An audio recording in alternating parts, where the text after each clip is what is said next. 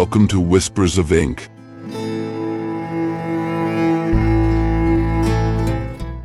I'm Machado de Assis, and now I will read one of my stories. Let's start with the book. This is not honey for a donkey's mouth, which is part of my novels collection.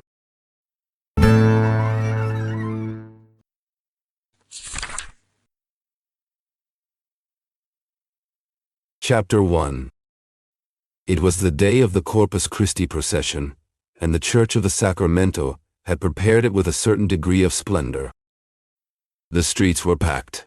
Rua do Sacramento, Rua do Hospicio, and Largo do Rocio were filled with people waiting for the religious parade. At one of the windows of a house in Rocio, a window like all the others, crowded with people stood 3 young women.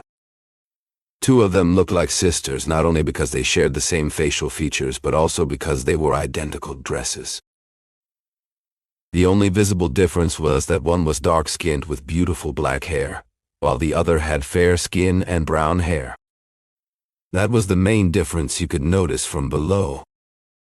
If you looked closer, you would see other small details in their faces that showed they were 2 very different people. To learn their names, there was no need to go up to the house. It was enough to walk over to 2 young men standing on the corner of Rua do Conde. They were looking at the house across the street, the one on the side of Rua do Espírito Santo. "See them?" said one of the young men to the other, raising his cane slightly to point at the house.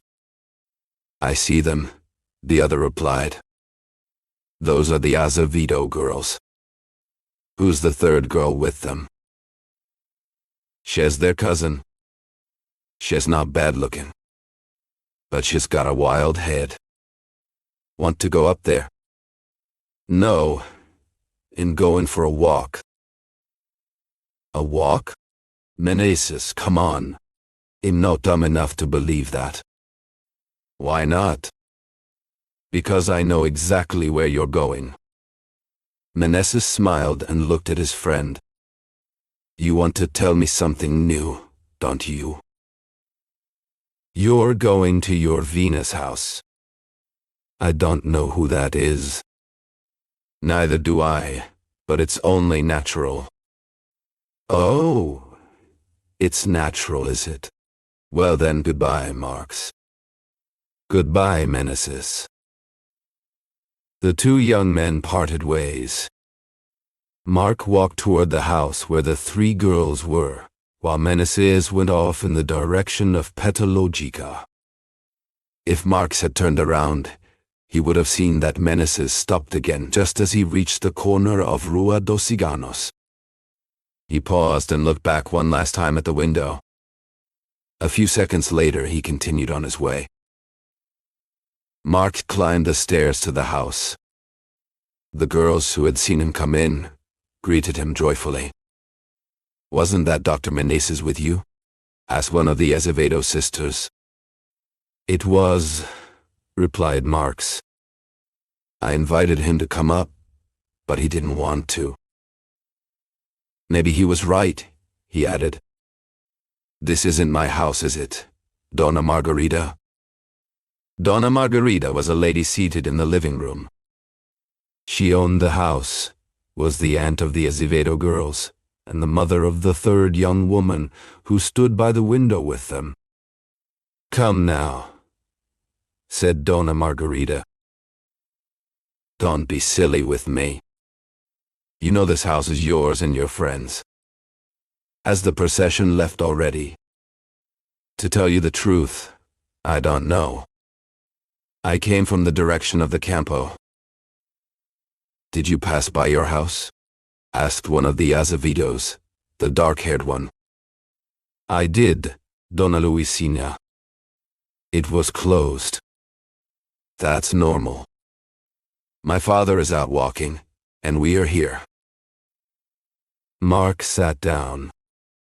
Luisina went to the piano with her cousin and began to play some variations on themes from Marta. As for Luisina's sister, She leaned against the window in such a way that her two beautiful brown eyes could watch everything happening in the room. Her body faced halfway toward the street, but her head turned inward. When I say she was watching everything in the room, I'm using the wrong words. Because her eyes were fixed only on Marx. And he somehow managed to talk to Donna Margarita while catching her glances. It was, without exaggeration, a flirtation. Hortensia deserved that kind of attention. She wasn't tall, but she was graceful, and above all, she dressed with perfect elegance. She had two remarkable things: her eyes, large and deep, and her hands, which looked like they had been carved from a masterpiece of sculpture.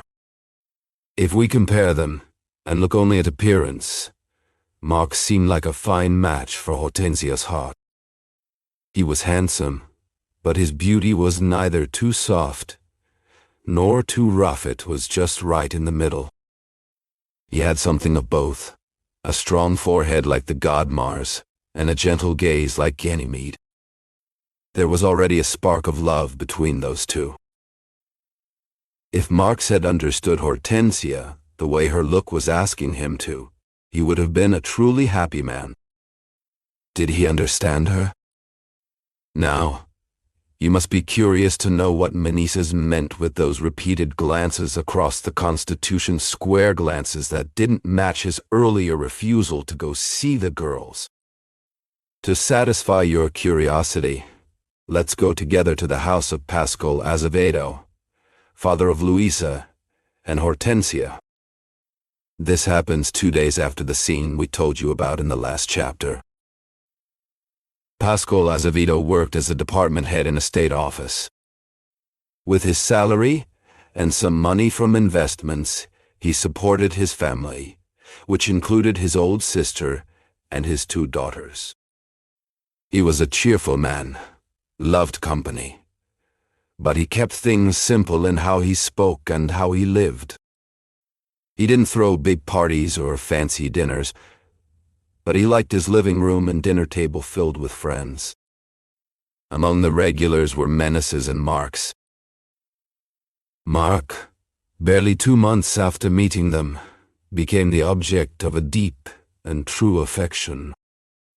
Hortensia was head over heels for the young man.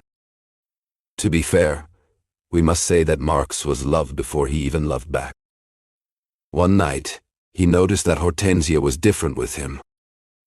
That realization, which flattered his ego, was the start of his feelings for her. At that time and for some time after, Marx remained close friends with Meneses. They shared everything, mostly out of trust, but also because of youth and carelessness. One night, as they left the Azevedo house, Marx turned to Meneses and said suddenly, "You know what? I'm in love with Hortensia." "Really?" "Yes, it's true." He looked at her quietly, not saying a word at first. The night air was soft, and from where they stood, near the window, they could hear the faint sound of a guitar coming from the street. Marco was still talking to old Azevedo about some political matter. Something about taxes or elections. Nobody really paid attention anymore. "I don't get cold easily," Meneses said finally, turning slightly to face her. "But I suppose you're right to ask. Everyone always thinks I'm hiding something." Hortensia smiled. She was clever, more than most people gave her credit for. "I've known you for a while now," she said. "And I've never seen you this quiet. Not even when you used to write those poems for the papers." Meneses gave a small laugh, almost surprised at himself. "That was a long time ago," he said. "People change. Or maybe I just stopped pretending." "You never pretended," she replied. "You just didn't talk much." They stayed like that for a moment, watching the street, the faint light of the oil lamps flickering in the breeze. "Is it Louisina?" she asked, almost in a whisper. Meneses looked at her again, more carefully this time. "What makes you say that?" "Oh, people talk," she said. "And I listen." He didn't answer right away. He looked back at the street, as if searching for the right words somewhere in the shadows. "I don't know," he said at last. "Maybe it is. Or maybe it's just me again, thinking too much." Hortensia didn't press him. She knew better. Some men needed time to say what they meant. Others never said it at all. Back in the room, Mark was still talking, full of energy, full of plans. "I'm going to marry her," he was saying. "Why wait? I know what I want." Old Azevedo laughed. "You young men," he said. "So sure of everything." Mark smiled. "Because we have to be. Life doesn't wait." And while he spoke, while he dreamed out loud, Meneses stood by the window, silent again, holding on to something he couldn't quite name. Something that felt like fear. Or maybe like love. Hortensia's innocent little joke, said with no hidden meaning at all, made Meneses frown just a bit. The two of them fell silent for a moment. "Really?" Hortensia asked. "No," Meneses replied. "But who would even think that?" "Who? Huh. Let's say it's me." "But why would you think that?" "For no reason. I just did. You know how it is when a young man is quiet and sad, girls always guess he's in love." "Well, I'm an exception," Meneses said. "And not the only one either." "Oh? Why do you say that?" "Because I know other guys who are in love and still seem happy." This time it was Hortensia who frowned. "When it comes to love, Miss Hortensia," Meneses went on, "there are no fixed rules. It all depends on someone's nature, how deep the feelings are, and most of all, whether the love is returned or not." "So you admit it," she said quickly. "I admit nothing," Meneses replied. Just then, tea was served. As Hortensia walked away from the window across the room, she absent-mindedly looked into a mirror that stood facing Meneses. In that mirror, she caught the long, deep, and painful look he gave her as she moved away. Without thinking, she glanced back. Meneses barely had time to turn his face toward the window. But the truth was out.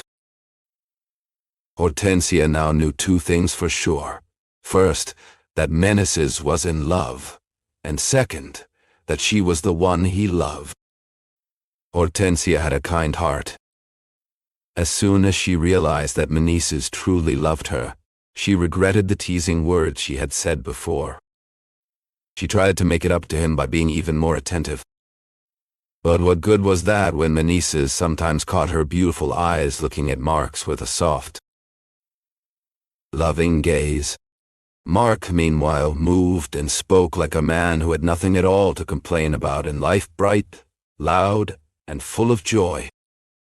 One evening, Marx told Azevedo's family that Meneses was feeling unwell and wouldn't be joining them that night. Meneses had fallen ill. The old man, Azevedo, and Hortensia were deeply moved by the news. Louisina, however, heard it with cold indifference. They asked about his condition, but even Marx could not say exactly what was wrong. It was a fever, stubborn at first, but it finally gave way after 15 days of treatment.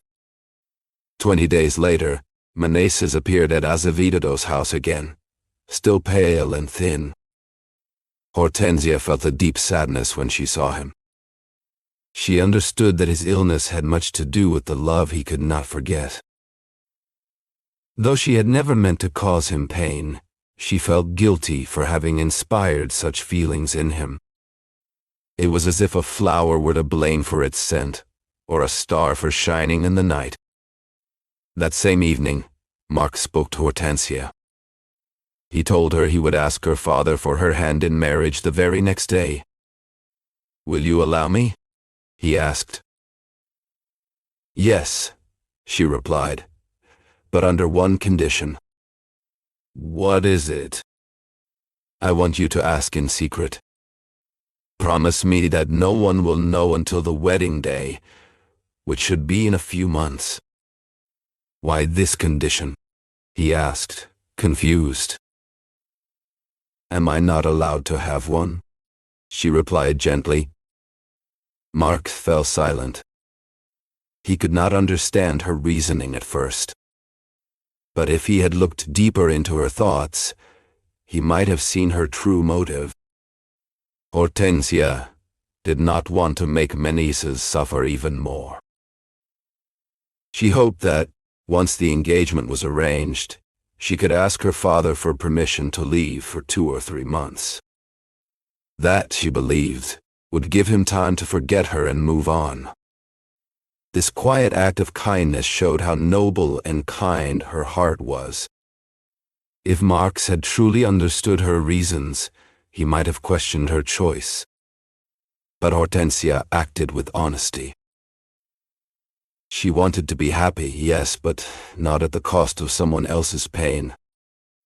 True to his word, Marx went to Azevedo's house the next day and formally asked for Hortensia's hand. The girl's father had no objections. He only asked as a formality that Hortensia herself agree, and she did, without delay. Marquis wasted no time making plans.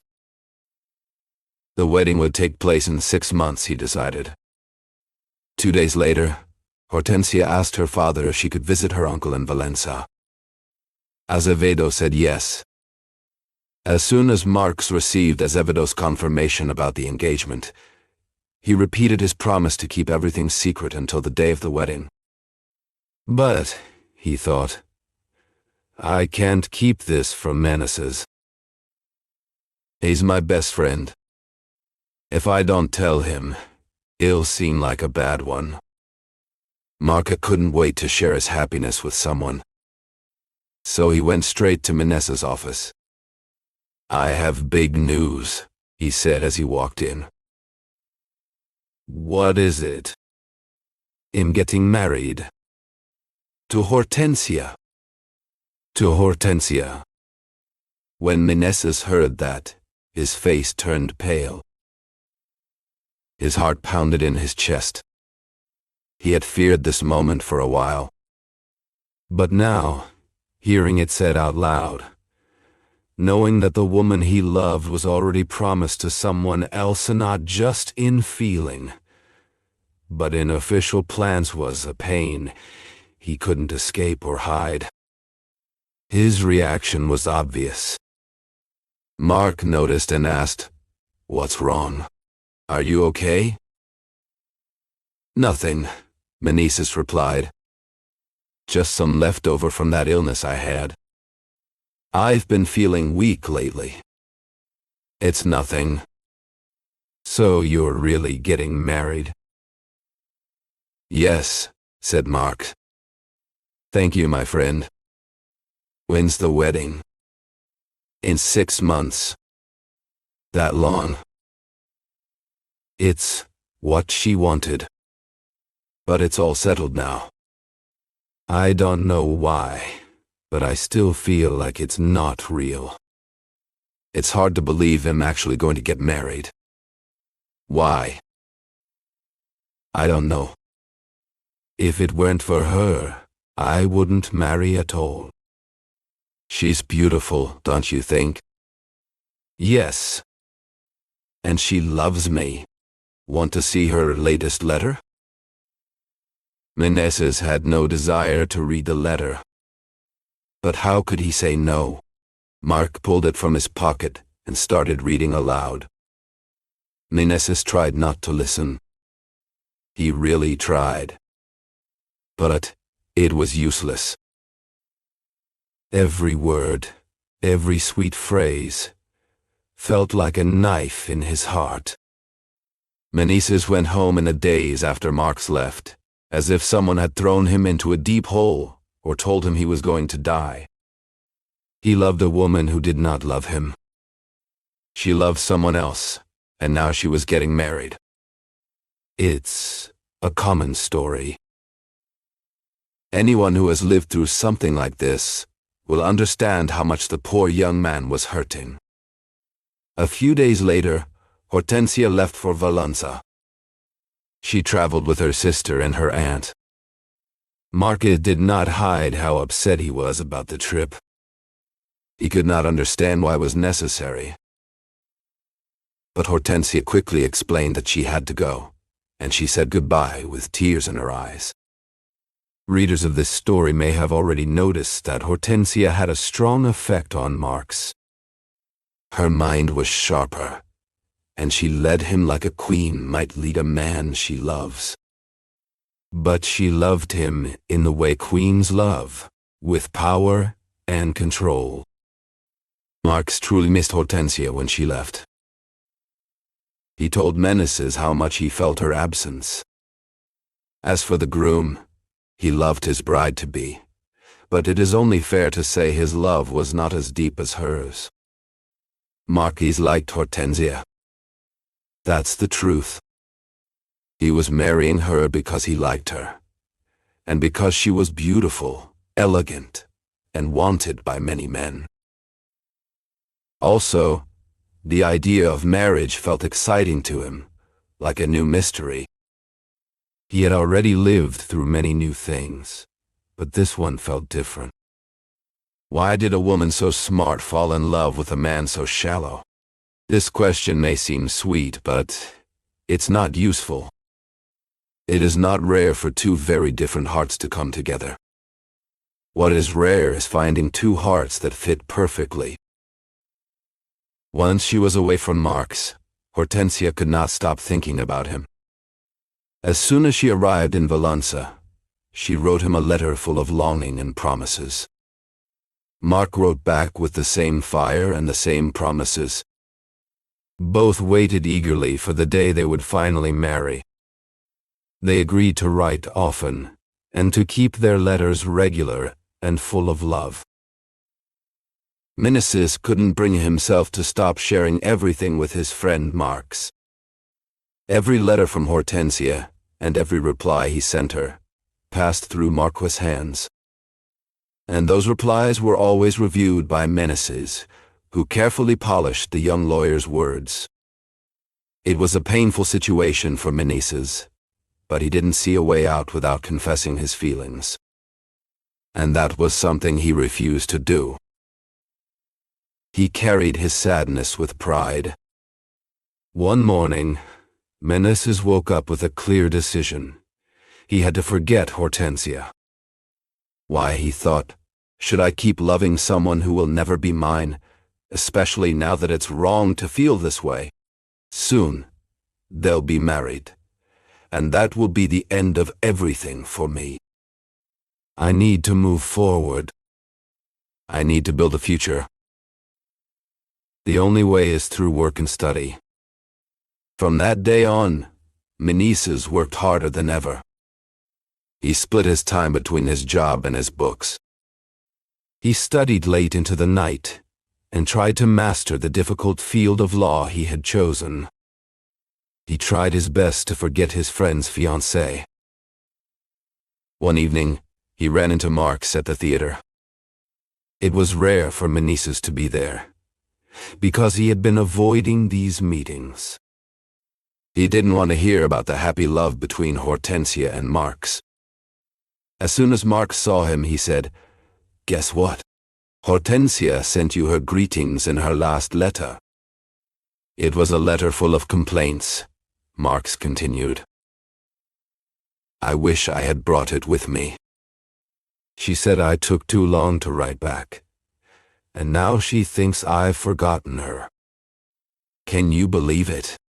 But I already sent her a message saying that's not true. I still love her just as much as before. These are things that probably don't interest you at all. So, what have you been up to? I've been working a lot, said Meneses. You're buried in legal papers again. How boring. No, I really enjoy it. Oh, you enjoy it? Some people enjoy the taste of bitter medicine. The papers might be boring, said Meneses, but the knowledge you get from them is beautiful. That's a saying I can live without, Mark replied. A better way to enjoy life is over there. He pointed to a second-floor box seat. Meneses looked and saw a woman dressed in black, sitting alone, watching the two young men. Mark leaned back in his chair at the theater, eyes fixed on the stage. He turned to his friend with a grin. What do you think? He asked. She's beautiful, isn't she? Who is she? She's a woman, Meneses replied with a shrug. I respect your secrecy, Mark said, raising his hands. But let me tell you, she's not just any woman. She's amazing. Unique. Really. If Hortensia could hear you, Meneses said, smiling. Oh, Hortensia is in a league of her own, Marx replied quickly. She's my wife, and that's that. Besides, these are small sins, really. She'll get used to them. Meneses didn't answer, but he thought to himself, poor Hortensia. Mark offered to introduce Meneses to the lady after the show. Meneses said numero. When the performance ended, they left the theater together. At the door, Meneses tried to say goodbye, but Marx asked where he was headed. Then he said, I'll walk with you. They walked a bit farther. In a quiet part of the street, a carriage was waiting. That's my carriage, Mark said. I'll drop you off at home. But I was going to have tea at a hotel, Meneses said.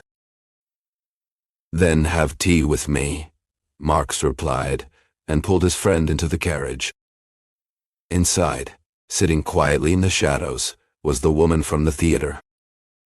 Meneses hesitated, but he didn't want to be rude. He got in. The carriage moved through the city and stopped in front of a modest house. Marques told Meneses the woman's name was Sophia. 2 hours later, Meneses stepped out and walked home alone, thinking hard about the future of Marquis' poor fiancée. Mark hadn't hidden his plans from Sophia. While they were sitting around the tea table, Sophia had turned to Meneses and asked, What do you think, doctor, about this gentleman's wedding? I think it's a fine match, Meneses replied. What nonsense. To get married at his age. A month later, Meneses was in his office when an older man, Azevedo, walked in. His face looked pale, his eyes sharp with anger. What's wrong? Meneses asked. Where is Mark? Azevedo demanded. I haven't seen him in 8 days. And you won't see him again, Azevedo said, his voice full of rage. Look at this. He handed Meneses the newspaper Jornal do Comércio. On the list of passengers sailing to the River Plate, there it was, the name of Hortensia's groom. He left for the River Plate, Azevedo said. Didn't you read this? I'm reading it now, Meneses said calmly. I don't have time to read everything. Azevedo stared at him, then turned and left without another word. Sophia had just arrived by train, and Meneses stood beside Azevedo, still trying to understand why his friend had come all this way. I came to meet her, Azevedo said, nodding toward Sophia's name on the passenger list. Is that all? Meneses asked, hoping it wasn't as bad as it seemed. That's it, Azevedo replied. His voice was calm, but sadness filled his eyes. I've known for days. I got 2 anonymous letters. They told me my future son-in-law was in love with that woman. The news hit Meneses hard. He tried to find excuses for Marx, their mutual friend, but nothing made sense. Azevedo went on, It's true. He stopped coming to my house so often. And poor Hortensia in her last 2 letters, she said she had a bad feeling. She thought she wouldn't be happy. Azevedo paused, shaking his head. If only she knew the truth. She must find out. It's impossible she won't. And she still loves him. Meneses tried to comfort his friend. He blamed Marx for what had happened and offered to write him a letter, hoping to bring him back to reason. But Azevedo refused. It's too late, he said. If he's acting like this before the wedding, what would he do after? Better Hortensia suffer now than for the rest of her life. Later that day, Azevedo wrote to his daughter, asking her to come to Rio de Janeiro. It didn't take much to convince her. She had already been worried because Marx had written less often. 5 days later the women arrived, and Azevedo prepared to tell Hortensia the truth. He wanted to break the news gently, to protect her heart. But deep down, he knew it was pointless. When someone loves as deeply as Hortensia did, no gentle words can soften the pain. When she heard what had happened, Hortensia felt as if the world had fallen apart. She didn't cry at first. She just stood there, silent, as if trying to wake up from a nightmare. Azevedo watched her, heartbroken. If he had seen Mark at that moment, he would have killed him without thinking twice. This once happy family, so close to a bright future, was now drowning in sorrow. All because of one man's foolish choice. Meneses didn't go to Azevedo's house right after Hortensia came back, and there were 2 reasons for that. First, he wanted to leave the poor girl alone, so she could cry freely over her fiancé's betrayal. Second, he didn't want to feel his own love come back to life by watching her suffer, because her pain was the clearest sign that everything between them was truly over. What could be worse than seeing the woman you love cry for someone else? 15 days after Hortensia returned home, the young lawyer ran into Azevedo and asked how the family was doing. Everyone's fine, Azevedo answered. Hortensia, of course, is still sad about what happened. Poor girl. But she'll get better. You should come by, doctor. Why would I be mad at you? Meneses asked. Then don't stay away. Come by the house. Are you coming today? Maybe. Please come. We're expecting you. Meneses didn't really want to go, but he knew he couldn't avoid the visit forever. Whether sooner or later, he had to go eventually, so he went. Hortensia looked pale, almost like an angel in pain. When Meneses saw her, he realized he loved her even more than before. Her sadness made him jealous. He hated the idea that her eyes were crying for someone else, someone who didn't even deserve her tears.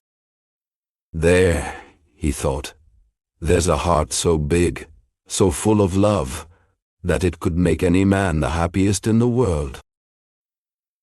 Meneses left the house at 11 that night. He felt the same fire burning inside him again, the same love he thought had gone out long ago. It had cooled down a little, sure, but it wasn't gone.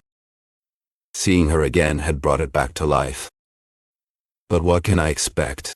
He said to himself when he got home. She's hurting because she still loves him. Some loves don't fade easily. I need to be strong. His words were sincere, but doing what he said was not easy at all. Even so, Meneses kept visiting Azevedo's house. Slowly, Hortensia started looking healthier again. She wasn't as cheerful as before, but her eyes showed a calm and peaceful light, which was a good sign. Her father was very happy to see the change in her. Meneses had written a sharp letter to Marx, scolding him. He told Marx that his behavior was not only cruel but also shameful. He begged him to come back to court. Marx replied, "My dear Meneses, I am not a hero from a novel, and I don't want to be one. I am a man of sudden decisions. I thought I loved no one more than the beautiful Hortensia, but I was wrong. I met Sophia, and I gave myself to her completely. This does not mean I won't leave Sophia. I already feel myself being caught by one of these Argentine women. They are the Andalusian beauties of the Americas. To change is to live." These are two verbs that start with V, a deep lesson from nature and grammar. Descartes said, "I think, therefore I am. I say, I change, therefore I am. Don't worry about me. The only problem is that Sophia has already taken a few hundred pesos from me. What a stomach she has, my friend. See you soon." This letter was powerful. Meneses did not reply. He simply kept it and felt sorry for the poor girl who had given her 20-year-old heart to such unworthy hands. The 7th. It is no surprise that Meneses still had the same effect on Hortensia after she returned home. She understood that he loved her quietly, respectfully, and without hope. She realized even more. Meneses visited Azevedo's house less often now. He didn't come every night like before. Hortensia saw how kind Meneses was being. She realized that, because of her pain, he was trying to stay away and hide his feelings. She too was capable of such kindness and appreciated his deeply. What could be more natural than two noble souls, ready to sacrifice for each other, coming closer, one night? Hortensia told Meneses that he had not been visiting often, and that he no longer came as he used to. This made the family sad. Meneses tried to explain himself. He said he had too many duties, too much to do. But even so, his visits became less frequent. The lawyer started to believe just, for a moment, that maybe happiness was still possible. He tried to hold on to that hope, like a man reaching for a dream. Still, he thought, it's too soon. She can't have forgotten him already. Did she forget him? That same night, as if on purpose, someone at Azevedo's house said the name Marx. It slipped out by accident. Hortensia turned pale. Meneses watched her closely. Her eyes filled with tears. She still loves him, he whispered to himself. That night, Meneses couldn't sleep. In just a moment, the hope he had held onto so tightly was gone. There was no use fighting. Hortensia noticed how sad he had become. And when she saw that he was once again visiting less often, she understood. He was trying to step back, to let her go. What she felt for him was respect and kindness. That's not love, not yet. But Hortensia had a gentle heart and a sharp mind. She could see what he was doing. Maybe, one day she could come to love him. And in truth, as the days passed, she began to feel something new for Meneses. Her eyes started to speak without words. When he wasn't around, she missed him. She was falling in love. One night, they were sitting in the living room, a little apart from the others. They looked into each other's eyes and forgot the world around them. Her handkerchief slipped from her lap and fell to the floor. She bent down to pick it up. At the same time, Meneses did too. Their hands touched. It was like a spark passed between them. Both of them shivered, but said nothing. They didn't need to. They understood each other. The next night, Meneses told her the truth. "I love you," he said. "Will you marry me?" She said yes. "I have carried you in my heart for a long time," he told her. "I have loved you quietly, the way a man should love someone sacred." "I know," she whispered. He looked at her and whispered, "All I'm asking is that you make me happy." "I swear I will," she replied. The next day, Meneses asked for Hortensia's hand in marriage. A month later, they were married and left for their honeymoon in Petropolis. 2 months after the wedding, young Marx arrived in Rio de Janeiro from the River Plate, without Sophia, who had stayed behind to deal with the other Marx family matters there. Old Azevedo thanked heaven for giving him the kind of son-in-law he had always dreamed of: honest, smart, well-educated, and loved by Hortensia. "On the wedding day," he said, "now all I want is to finish my time in public service, ask for my retirement, and live with you for the rest of my days. I say this because Lucina will probably get married soon anyway." When Marchi arrived in the capital, he thought about visiting Azevedo's house, but didn't go because he felt tired. After finishing the romance with the woman who had taken him to the River Plate, the young man from Rio, whose mind was always full of ideas that came and went in a flash, suddenly remembered he had left another love story unfinished. He decided to return to that old thought. Since Meneses' old house was in the city center and closer to where he was, Marx decided to go there first. He found a young servant who simply answered, "Master is in Petropolis." "Doing what?" "I don't know, sir." It was 4 in the afternoon.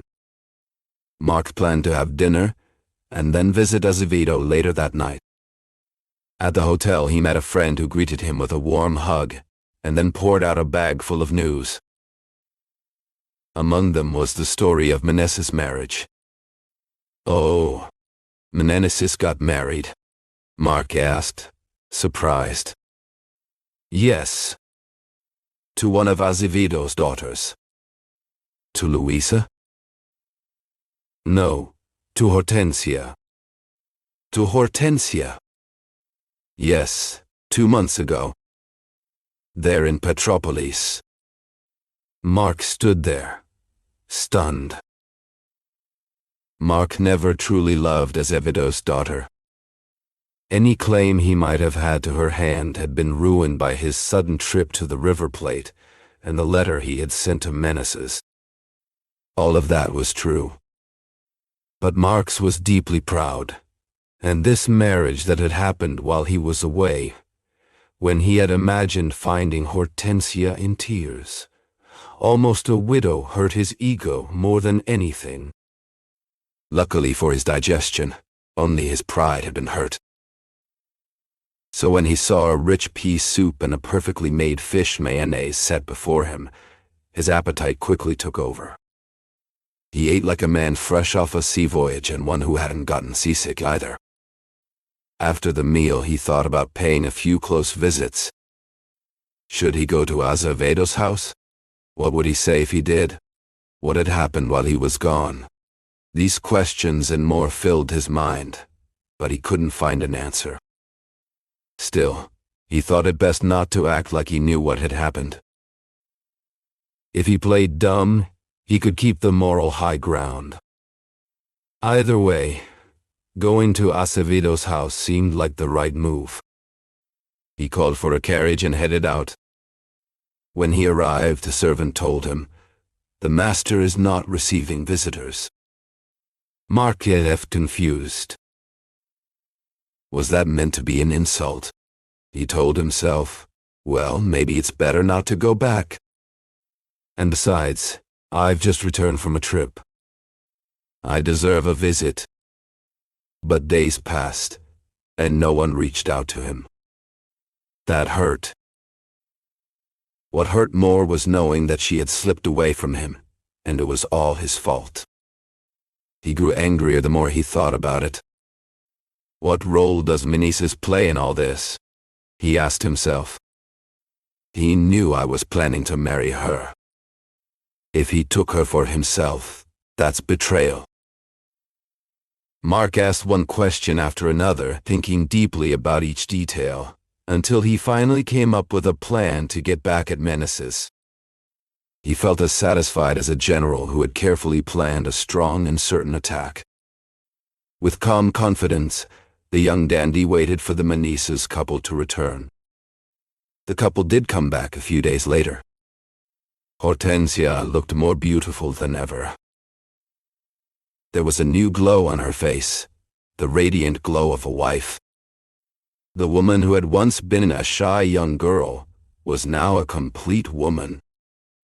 Meneses, for his part, was a happy man. He loved and was loved in return.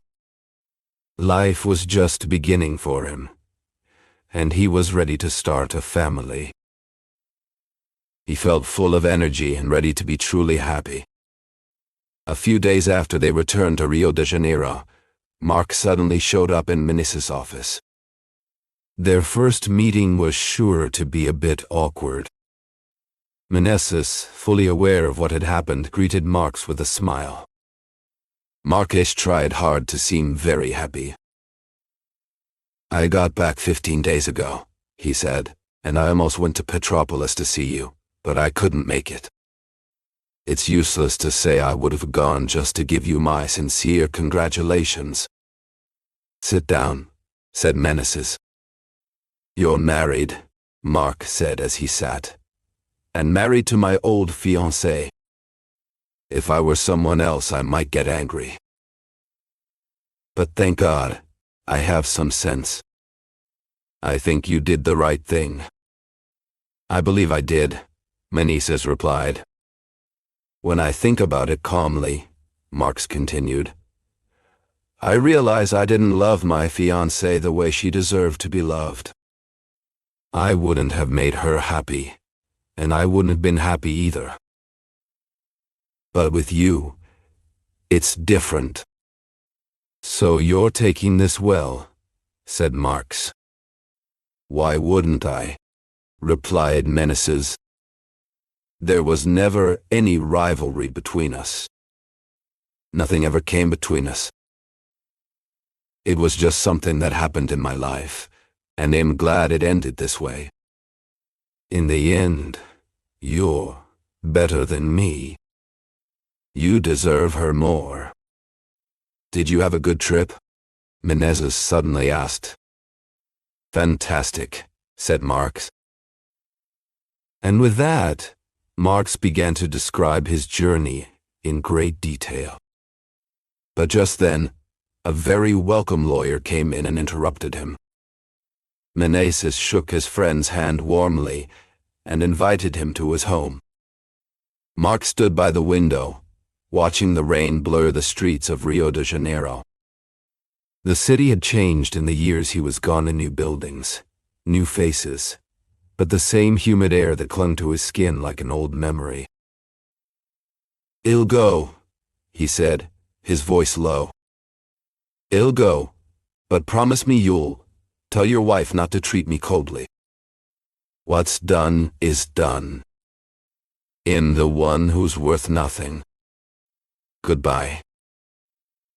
Goodbye." It didn't take long before Marx found himself at Meneses' house. Hortensia had planned to greet him with coldness, but plans and actions are rarely the same. She had loved him once deeply, passionately. Now, seeing him again stirred something in her, though she fought hard to hide it. She felt it, but she held herself together. As for Marx, he felt nothing at all. That made it easier. He played his part well. What he truly wanted, why not admit it, was to win her back. But how? He had just returned from abroad when he learned she had married someone else. And yet, instead of avoiding her, he walked into her home without hesitation. He spoke to her as if nothing had changed, as if she were still his. That's what Hortensia kept thinking as she watched him. Still, Marx didn't give up. He had a plan, and he carried it out with a cleverness no one expected from him. One day, when he knew Meneses was away, Marx visited Hortensia alone. He steered the conversation toward their past.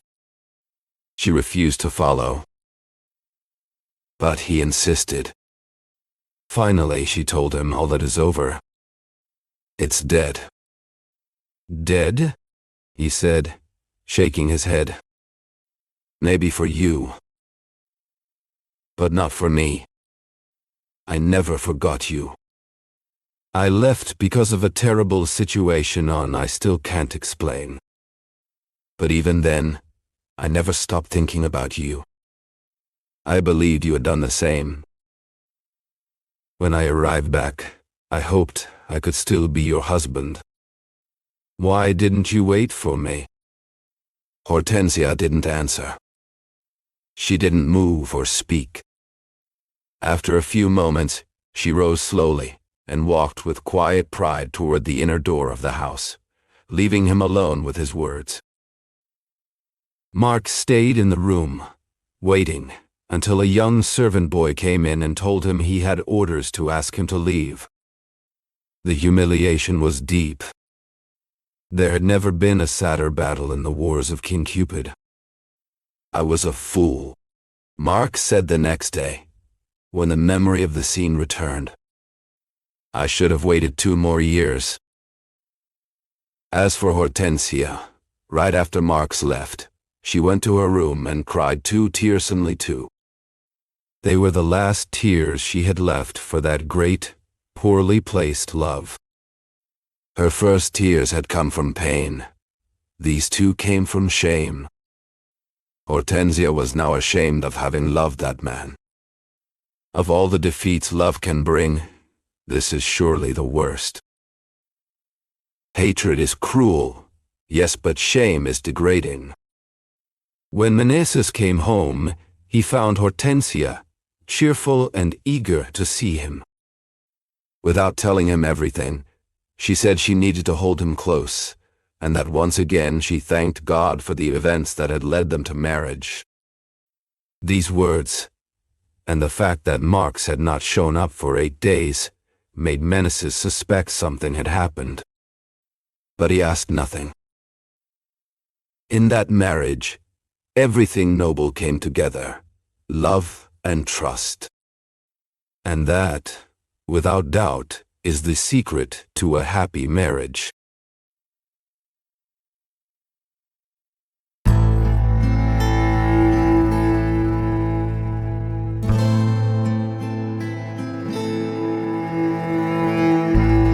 Thank you for listening so far.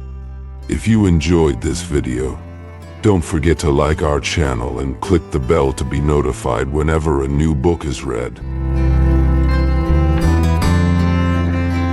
Have you heard of Machado de Assis?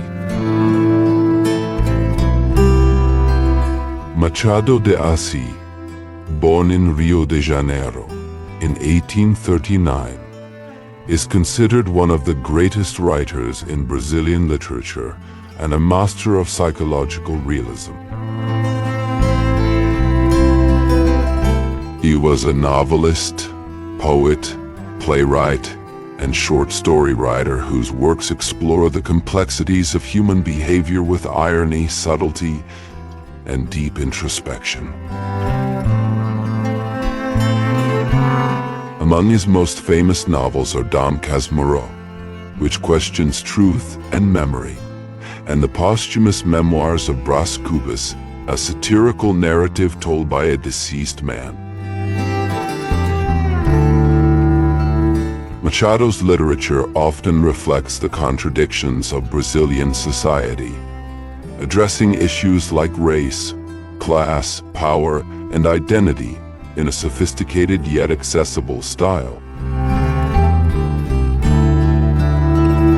Despite being born into poverty and facing racial prejudice, Machado de Assis rose to become the president of the Brazilian Academy of Letters and a symbol of literary excellence. His sharp wit and profound observations about society and the human soul make his works timeless and universally relevant. Today, he is recognized not only as a Brazilian icon, but also as a world-class author whose legacy continues to influence generations of writers and thinkers. Machado de Assis shows us that literature can be both elegant and critical, intimate and universal, humorous and profound. His stories remain as powerful and thought-provoking today as they were more than a century ago. Machado is a treasure of world literature, and through his voice, we discover the infinite layers of the human experience.